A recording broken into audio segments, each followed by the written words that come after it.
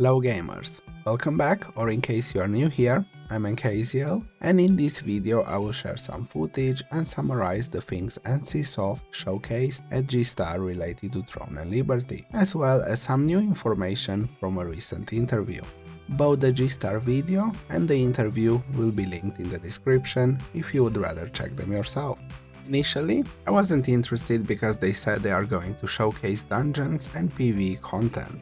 In general, I try not to spoil the experience for myself and discover the mechanics of these challenges myself, but curiosity got the best of me. After seeing what they had to say, I decided to make a video about it in case others were curious. Since Amazon is dragging their feet and maintaining radio silence, getting news from Korea is all we can do. It is a bit disappointing, but it is what it is. Before we continue, I would like to take just a moment of your time and remind you to consider leaving a like and subscribe if you enjoy my content. This helps with the YouTube algorithm and helps push the video to more people. With that reminder out of the way, let's get started. They started this presentation by talking about things most of us already know, like the very high quality graphics that the MMO genre desperately needs. After all, BDO is very lonely at the top. The dynamic systems like day and night cycles, weather, and all that. But if you want to learn about those things, I have other videos discussing them. So let's focus on the new things. The Throne and Liberty producer came on stage, and the first important thing he said is that this is not a PvP game. They have seen the debates online and they wanted to reinforce the idea that they are aiming to provide content for all kinds of players. And this is the reason why they ended up dedicating the whole presentation to PvE content. Too many people claimed online that this is a PvP game, and they wanted to make it very clear that it is not. Instead, it will be a game that provides both PvE, PvP, and even a mix of the two. The vast majority of MMORPG players are PvE players, that's a fact. So, it's understandable that developers always focus more resources on PvE content. We can see this even in games that offer a decent amount of PvP, like EVE Online and BDO. The vast majority of content is PvE content. However, as a PvP enjoyer, I cannot help but feel sad about the overall state of MMOs, and I wish in general developers dedicated some resources available to create PvP content, at least half as much as those two outstanding games do. I know very well this is a result of feedback from the majority of players, and sadly we can see plenty of imbeciles online that claim to be PvP players and give us all a bad name. These barely human individuals live on social media and are constantly harassing and alienating PvE players, not understanding that PvE players are the vast majority of MMORPG players, and their opinion carries vastly more weight. What any PvP enjoyer should do is try to show the beautiful side of PvP, the reason why we find it so enjoyable, so more people join in, rather than creating this rift between us that can only result in us getting less and less PvP content. Don't get me wrong, these individuals are a minority in the PvP group, but they are so very vocal that they manage to give us all a bad name. And as insufferable as they are, to those of you that are PvE players, whenever you see garbage like this online, please keep in mind that there is nobody that hates them more than real PvP players. That being said, Throne and Liberty looks very promising. What the devs have shared so far, it does indeed look like they are focusing on both PvP and PvE content. So that is great news for everyone, and I hope they stick to it and manage to provide content for all of us. The next element that can be observed in the footage is the redesigned UI and the increase in both available skills and skill options. Now you will have a total of 12 skills, 1 ultimate skill and 8 passive skills active at the same time. Each weapon will have 10 skills, 8 passives and 1 ultimate. There are also 4 situational skills, meaning there are a total of 24 skills, 2 ultimate skills and 16 passives to choose from. To put it simply, All this basically means that the game overall increased the skill pool and active skills by around 30% when compared to the previous test. There are also 4 consumable slots. During the test, people had voiced that they would like more skills. It is great to see that they have taken that feedback and actually made changes. On top of this, you will also have transformations into land, air and water forms, as well as a grappling hook. These will play an important role in combat. We will see exactly how in a second when we talk about the PvE content. They have showcased 3 types of PvE activities: solo tower challenges, a 6-man dungeon and a guild raid. It's important to note that the difficulty of these challenges is not what was showcased here, but the mechanics. The players might be overgeared, and the level of the content has been reduced for the sake of brevity, at the very least in some of these examples. Alright, so they start with the solo tower challenges, which is called Tidal Tower. The first showcase is of the 11th floor, which is a maze challenge. The challenge was taken on a player using the greatsword and dual crossbow. The player chose to use the greatsword mainly and the dual crossbows only for utility, which seems to be a popular choice for most players. But make no mistake, this choice is not forced. People can mix and match skills however they see fit. The fight starts by battling this centaur-looking boss and of course dodging its abilities. We can see they have further improved the mobility and responsiveness in combat, and that using block skills at the perfect moment is extremely important to avoid damage. Every 20 seconds the boss summons a maze, and every time he summons it, it becomes more and more complex, so it's important to kill the boss as fast as possible. After the maze is summoned, we see the transformation being used in active combat, as he is using his ground form to escape the maze faster.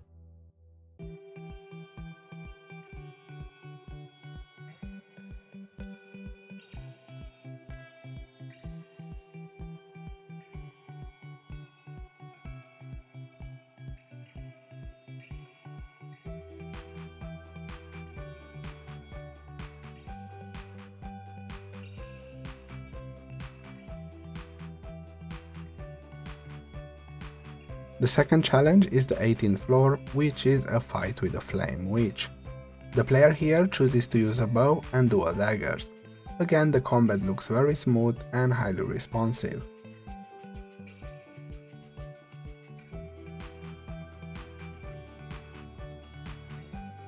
The first mechanic that he has to deal with is an AoE, and he chooses to aim the boss in a different direction as she starts her cast.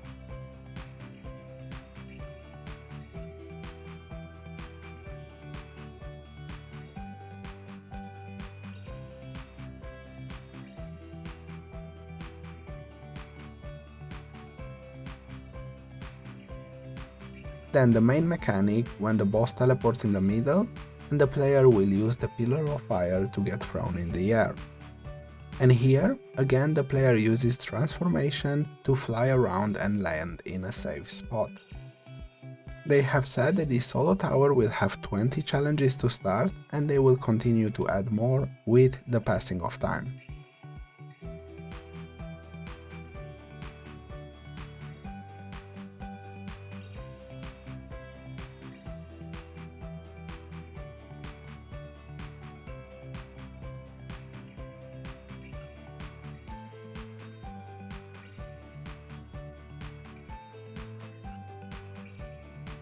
The next piece of PvE content is the 6-man dungeon. The game features the holy trinity of tank, healer and damage dealer, but because of the dual weapon system, the players are allowed a lot of freedom when it comes to the team composition. The challenge showcased is a boss that splits the room into 3 slices, the tank occupying one of them and the other 2 merge to form an area for the rest of the team. For the tank side of things, he has to block some abilities and stay in the designated zone. But it is pretty straightforward. Stay in his area, keep aggro and block damage. As for the rest of the party, of course they have to dodge AoE abilities, but there are 2 mechanics to watch out for. When a player gets marked by a red mark, they have to move away from the party as the boss will spawn an AoE spell on them. He will mark more and more people, so it is important to kill it before it marks everyone.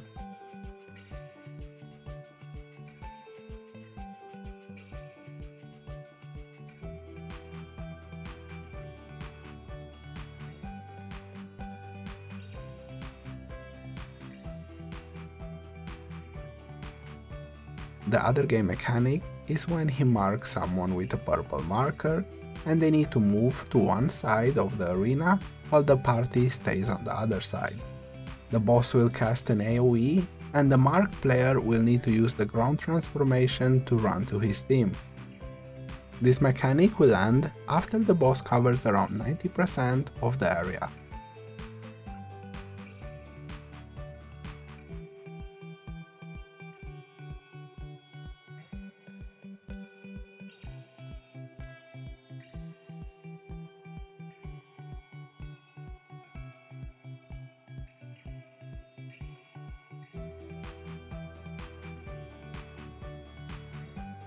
This, after all, was a live demonstration, and they even made a slight mistake in the second mechanic that almost caused the wipe.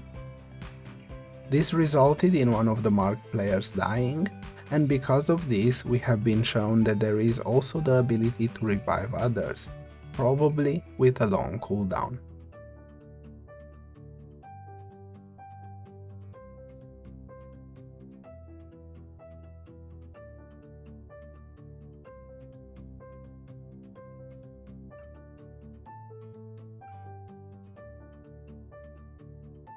The last piece of PvE content they showcased is a guild raid. Guild raids are identical to field and world bosses, both in drops, drop rates, and mechanics. The only difference is that the drops from field and world bosses can be sold, while the guild raid drops are bound. Here they decided to showcase one of the world bosses called Taban. Not sure if our version will use the same name, but probably not. The unique element of world bosses is that they will have destructible parts. In the case of Taban, you need to destroy his right arm, but destroying his right arm will result in him changing his attack pattern and becoming harder to deal with. Before it's destroyed, he uses his right arm to attack and create a cross pattern on the floor which can be predicted. If his arm is broken, he will instead create random AoEs. So why even break his arm? Well, breaking his arm before defeating him will increase the rewards drop, so it's ideal to always break it before the end of the fight. This will not necessarily be the case for other world bosses. Some might require you to break the part as soon as possible, or even have multiple parts to break. A unique mechanic to this boss is that he applies a debuff to random players with his left arm. This needs to be cleansed at the gargoyle statues around the arena. If it happens to be raining at the time of the raid, the area will fill with water, making it much easier and faster to cleanse the debuff and rejoin the fight. So, picking the opportune moment to start the fight might make it considerably easier. The next mechanic happens when the boss jumps up, and when he lands he will knock everyone up. At that time, players will need to have enough stamina to use their flight forms, otherwise they will die. The cool thing here is that this mechanic can be completely avoided by jumping at the right moment. The last mechanic players will have to look out for is him dashing around. Nothing special about it, he dashes around 3 times, then jumps back to the middle.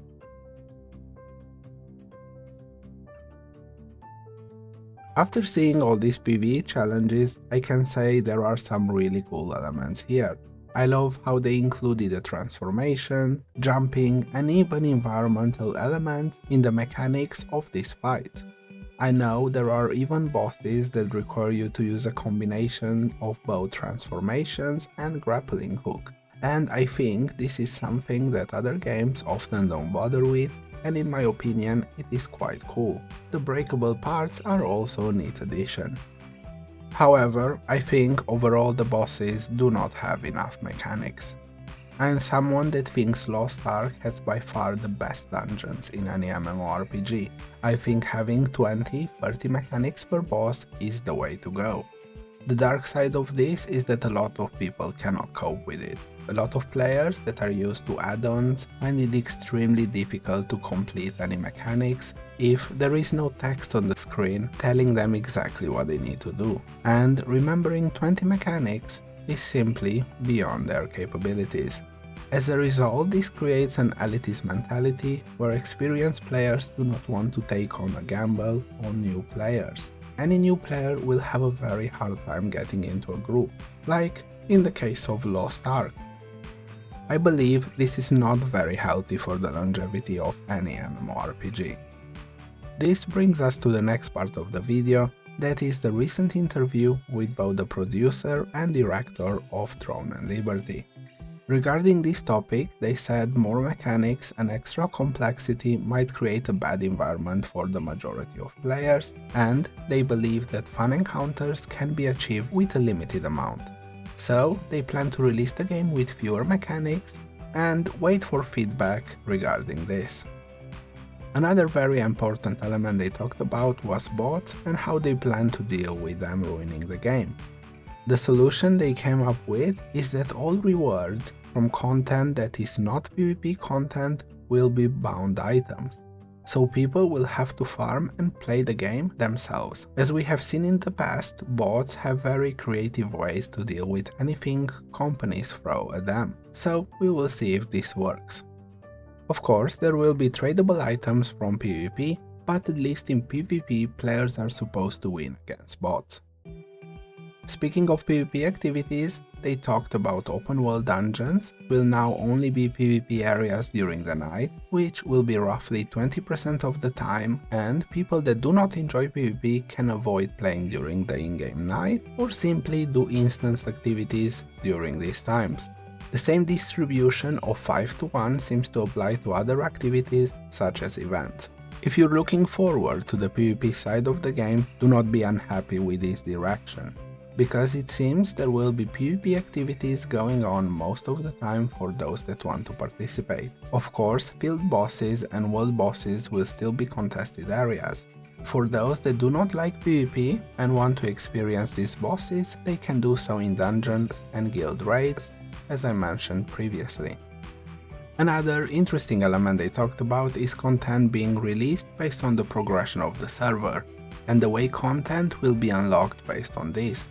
They expect it to take around 1.5 months for the siege to unlock, and this will be unlocked after the occupation wars, and the same sequential way of unlocking content has been applied to the field and world bosses. They expect people to take around 1 month to unlock the first world boss.